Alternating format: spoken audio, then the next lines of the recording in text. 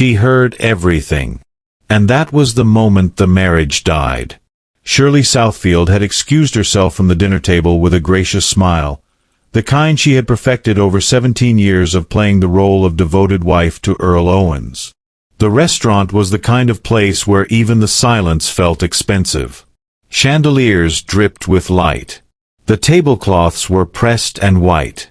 And somewhere behind the thin marble wall separating the ladies' powder room from the corridor, her husband was telling his colleagues exactly what he thought of her. She had stopped to fix her lip color when his voice cut through the wall like a blade. Honestly, having Shirley at these things is exhausting. She just looks decorative while the rest of us talk numbers. Earl's voice was easy, relaxed, comfortable with cruelty. You want someone who actually adds something? That's Renee. She gets the game. Your assistant? A second man laughed, lower, conspiratorial. She doesn't just understand it, she's brilliant at it. Earl's voice dropped into something softer and more dangerous. She's everything Shirley isn't. Shirley brings her family's name to events and looks beautiful for the cameras. That's the beginning and end of her contribution. At this point she's just expensive furniture. Shirley's hand went still on the marble countertop. The lipstick hovered mid-air. The third man in the corridor said something about her family's business connections opening doors. Earl laughed that off too. Old money and a pretty face. That's all she is. But Renee is the future. Sharp, driven, and she actually cares about what we're building. The door swung shut. Footsteps receded. Shirley stood alone in the gold-lit mirror and looked at herself for a long, steady moment. Her gown was sapphire silk. Her grandmother's diamonds were in her ears. Her eyes were dry. 17 years. 17 years of hosting his clients, championing his deals, leveraging her family's financial weight to lift him higher than he ever could have climbed alone. And he had just called her furniture. She breathed in once. Slowly. Her grandmother had told her when she was 12 years old that a woman's sharpest weapon was not her anger. It was her composure. Shirley touched up her lip color, straightened the silk at her shoulder, and walked back to the table with the warmth of someone who had heard absolutely nothing. Shirley was dressed and out of the bedroom before 5:30 the next morning. Earl was still sleeping, one arm thrown across her side of the bed as if reaching for something he had already forfeited. His phone was on the nightstand. She did not touch it. She did not need to. She went downstairs to the home office he called her hobby room. He had said it once at a dinner party, laughing gently. Shirley likes to play at business in there. Their guests had laughed with him. She had smiled and refilled his glass. What he had never known was that the hobby room managed investments worth more than his entire company. She pulled up her financial files, opened the folders she had not reviewed in months, began building the picture with clarity and intention. At 7 sharp, her attorney called. Victor Hale had represented the Southfield family for over 2 decades. His voice was measured, deliberate, the way men sound when they know what they're doing and have seen everything before. Shirley, are you certain? This amount of money makes divorces complicated. More certain than I've been about anything in years, she replied. Walk me through it. He did. The prenuptial agreement, which Earl had signed with barely a glance 17 years ago, was ironclad. Her inherited wealth, her business interests, and the family estate were all ring-fenced. The joint assets, mostly things Earl had used her money to acquire, would follow the prenup into her column without contest. Then there's his business financing, Victor said, and his tone shifted into something careful. 91% of his company's funding came from loans backed by your personal guarantee. You can call those in at your discretion. Shirley had signed those guarantees over the years without a second thought. Earl had presented them as partnership, as building something together. Call them, she said, That will bankrupt the company within 30 days. I understand that. What else? At 9, she met with her financial advisor, Beverly Crane, who had managed the Southfield family wealth for over 30 years. Beverly placed a thick folder on the table and opened it without ceremony. Your personal liquid assets have grown significantly while you were busy supporting his ambitions. Your portfolio is at $700 million. Properties add another 300. Trusts and partnerships bring you close to $2 billion. Shirley stared at the figures. She had always known her family had money. She had not calculated her own worth since the marriage began. She had been living like Earl's dependent while she could have bought his company without checking her balance. "What does he have without me?" she asked. Beverly's answer was precise. "A company built on your guarantees. A salary that is respectable but not substantial. A reputation constructed almost entirely from your social capital. Without your backing, he is a man with expensive habits and no mechanism to fund them." They spent the next 2 hours moving assets. By noon, Shirley was a financial fortress. Earl had no idea the walls were already closing in. Earl came home from the office at 7 that evening with an easy mood and a bottle of wine.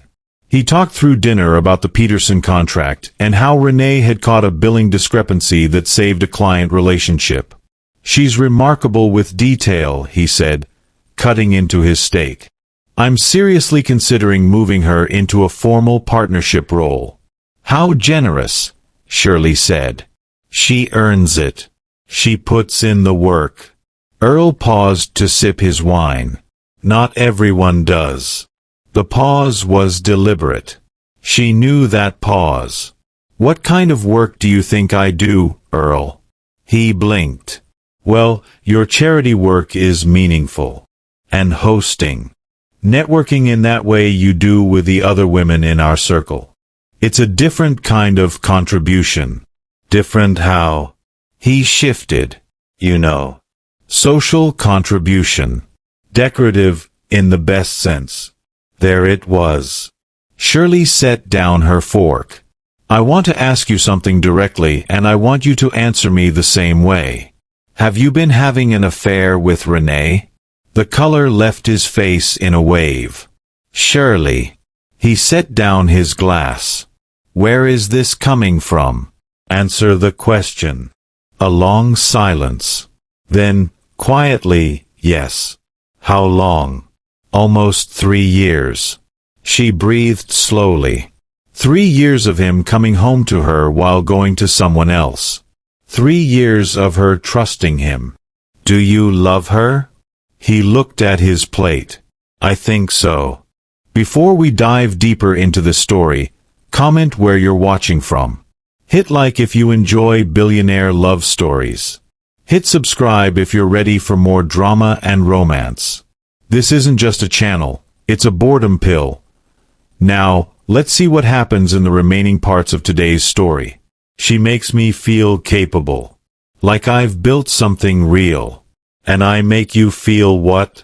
Safe. He said it quietly. Like things will always work out. So Renee makes you feel like a success. And I make you feel secure. And somehow the woman who guarantees your safety is the burden while the one who flatters you is the future. Earl opened his mouth. She raised a hand. "Don't. I heard you last night. Every word through that wall. I heard what you called me. I heard what you said she was." The glass in his hand trembled. Shirley stood, folded her napkin, and placed it precisely beside her plate. "I'll be in the guest room. And Earl, tomorrow is going to be an education for you." She climbed the stairs slowly, closed the door quietly, and only then, alone in the unfamiliar room, let herself feel the full weight of what 17 years had actually been. She called her cousin Dana, who answered on the second ring. Dana listened without interrupting. Then, "You know what this means. You get to find out who Shirley Southfield is when nobody else is writing her story." "I'm scared," Shirley admitted. I have been his wife for so long I've almost forgotten the rest of me. The rest of you built a $2 billion financial position while he thought you were writing charity checks. That woman is worth knowing again. Shirley dressed the next morning like she was walking into a boardroom she owned. Because she was. Black crepe blazer. Wide-leg trousers. Grandmother's diamonds. Flats, because she intended to move quickly and without any sound she didn't choose to make. Her investigator, a composed woman named Greta Holt who had been in the business long enough to have seen everything, had sent the preliminary report overnight. The photographs were clear and abundant. Earl and Renee at private restaurants. Hotel lobbies. A parking structure near his office building. Weekends booked as client trips that held only 2 names in the reservation logs. The financial records were worse. He's been padding project budgets and keeping the margin, Greta explained over the phone.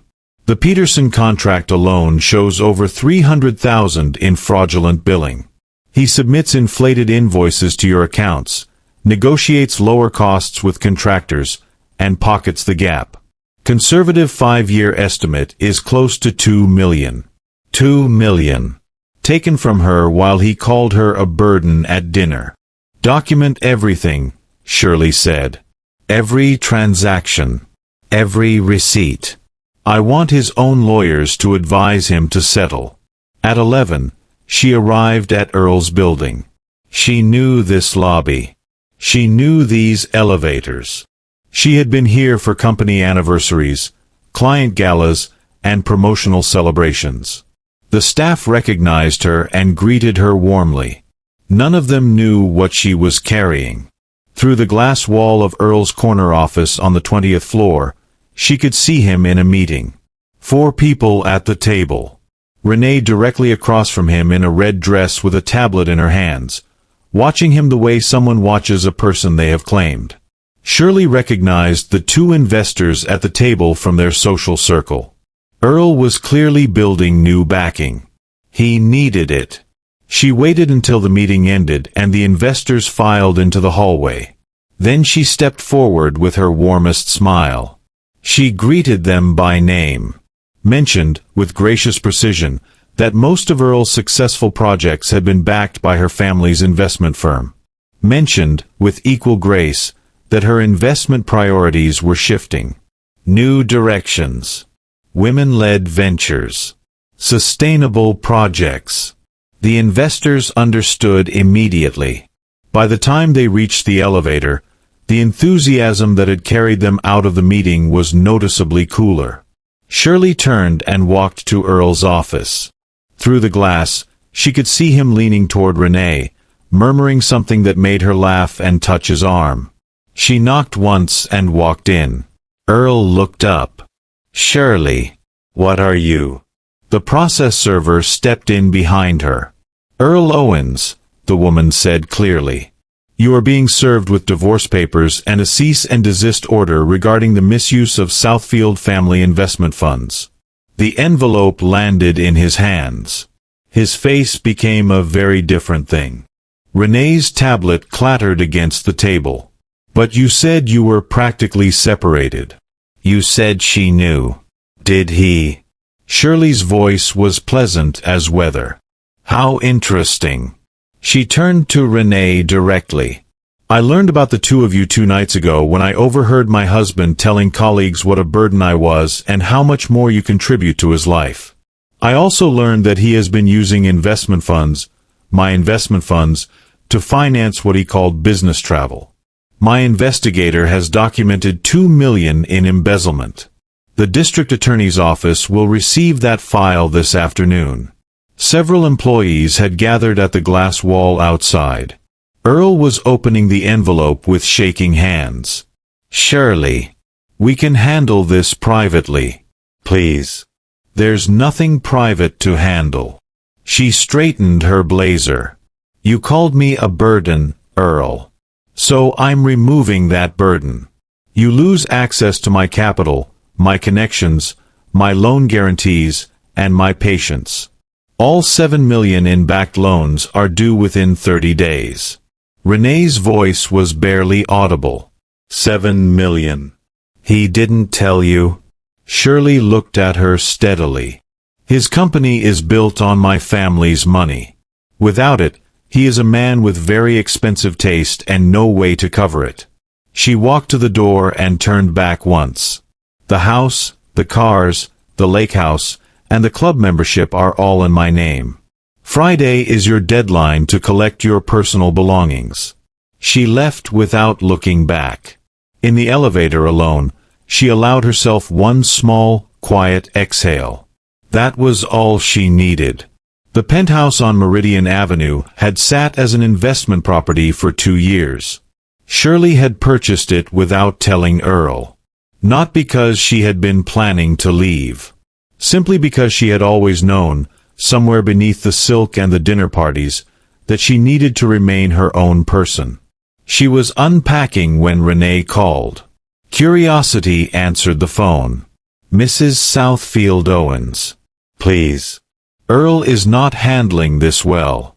He's locked himself in his office. The investors from this morning have both pulled out. The company staff is scared their paychecks won't clear. That sounds like a business problem, Shirley said. It is. And I don't know how to fix it. Renee's voice was unsteady. I didn't know how much of the business was yours. He made it sound like he had built everything himself. And you believed him because it was easier to believe him than to ask the questions that would have made everything more complicated. Shirley's voice was not unkind. Just accurate. I thought the two of you were separated. He said the marriage was just for appearances. Miss Renee. Did you think a woman staying purely for appearances would be hosting dinner parties in that house last month? Traveling with her husband to the Coastal Summit? Sitting beside him on stage at the Legacy Awards? Silence. Earl is a man who told two very different stories at the same time and believed both of them because it was convenient. Now you both face the same truth. She hung up calmly and called Beverly. Call in all loans. Formal notice. 30 days. Within the hour, word had begun to travel. In their world, information moved like weather and hit just as hard. By evening, 3 major clients had contacted Earl's office to withdraw their contracts. His country club application for a personal membership, separate from Shirley's family account, had been flagged as incomplete without his primary financial backer. His name was quietly removed from a charity gala guest list when the foundation board received word that the Southfield family would no longer be extending its patronage to his events. Shirley answered calls from their social circle with careful precision. She said what was true. She did not perform grief. She spoke with the clarity of a woman who had done her accounting and knew exactly what she was owed. At 9 p.m., Earl called. You're dismantling everything I've spent my whole career building, he said. His voice was hollow. I'm not dismantling anything, Shirley replied. I'm withdrawing what was mine. You built your career using my capital, my name, and my connections. Take those away and you have what you actually built on your own. That is not my fault. 17 years, Shirley. I know how long it was. I was there for all of it. What do you want from me? Nothing anymore. But I want you to understand something clearly. The woman you called furniture was the foundation your entire life sat on. You mistook security for smallness. That was your error, not mine. She hung up and walked to the floor-to-ceiling windows of her new apartment. The city was brilliant and unhurried below her. She raised a glass of sparkling water and stood there for a moment, not performing anything for anyone. Just standing in her own space, in her own life, exactly as large as she had always been. 3 days after the papers were served, Greta Holt came to the penthouse with a coffee and a complete file. The figure was not 2 million. It was closer to 3.4. He had been doctoring project budgets since the 2nd year of the marriage. Not aggressively at first. Just enough to have something that felt like his own. but the amounts had grown as the habit normalized. "He was stealing from me," Shirley said, "to feel independent from me." Greta nodded without commentary. Shirley's phone rang throughout the morning. Word from Carol, her social secretary. Earl had appeared at the country club and caused a scene when his membership access was denied. He had insisted that his wife had no authority to remove benefits she had been providing. The club's general manager had responded that an estranged husband had no claim to membership privileges extended by his wife's family account. Half the dining room had heard it. The report from Greta: 3 banks had declined emergency loan applications because his primary assets were tied up in divorce proceedings and his principal investor was actively withdrawing support. The call from Dana: Earl had reached out through a mutual connection, offering a 20% stake in his company in exchange for Dana interceding with Shirley. "What did you tell him?" Shirley asked. "I told him 20% of nothing was still nothing and that I had better things to do." Shirley laughed for the first time in days. Beverly called that afternoon with precise news. Earl's company had defaulted on its first loan payment. Not partially. Completely. The bank was beginning asset seizure proceedings. By the end of the week, the company would be formally bankrupt. Shirley sat with that for a moment. She thought about the employees, the ones who had done their jobs faithfully and had no part in what Earl had built his lifestyle on. She arranged through Victor for an anonymous fund to be made available to cover 1 month's severance for all company staff, paid directly through a fiduciary so it could not be connected to her publicly. It was not her responsibility. She did it anyway. That evening she met Dana for dinner at a restaurant on the East Side, a place that felt honest rather than impressive. "You look like yourself again," Dana said simply. "I think I'm meeting myself again. There's a difference." "Renee called me today," Dana mentioned.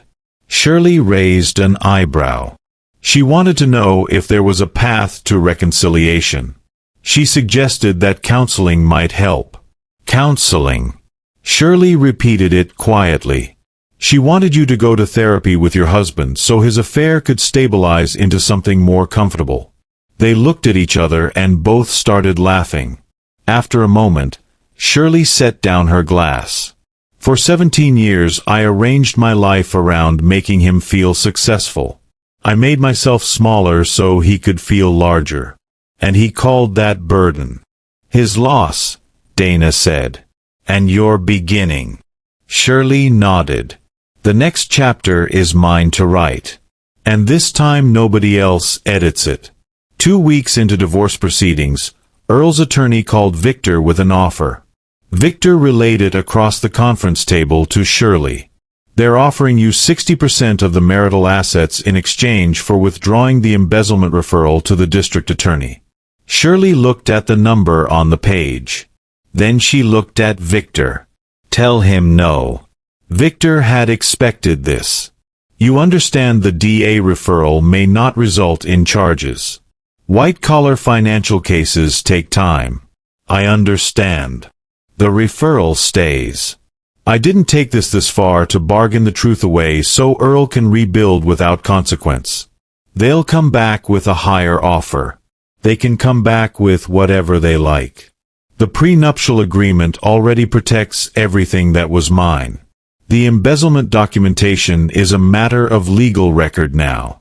I'm not trading accountability for a percentage." Victor allowed himself a small nod of approval. "Noted. I'll respond accordingly." Over the following weeks, Earl's offers grew more desperate and his attorney's language more frantic. He tried to argue that his years of work alongside Shirley constituted a contribution to her wealth. Victor produced 17 years of financial records, every major asset purchase made from Southfield accounts, every loan guarantee signed by Shirley, every business contact brought to the table through her family's name. The argument collapsed before it was fully formed. The district attorney's office opened a formal investigation into the billing fraud. 2 of Earl's former clients, once they understood the documentation, filed civil claims of their own. Renee resigned from the company 2 days before it was formally dissolved. Shirley heard through Greta that she had returned to her previous city and was staying with family. Earl accepted the final settlement on a Tuesday morning. He kept his personal belongings, his vehicle, and his professional credentials. Everything else, the house, the lake property, the investment accounts, the club membership, and the reputation constructed over 17 years, remained exactly where it had always truly belonged. Shirley signed the papers in Victor's office without ceremony.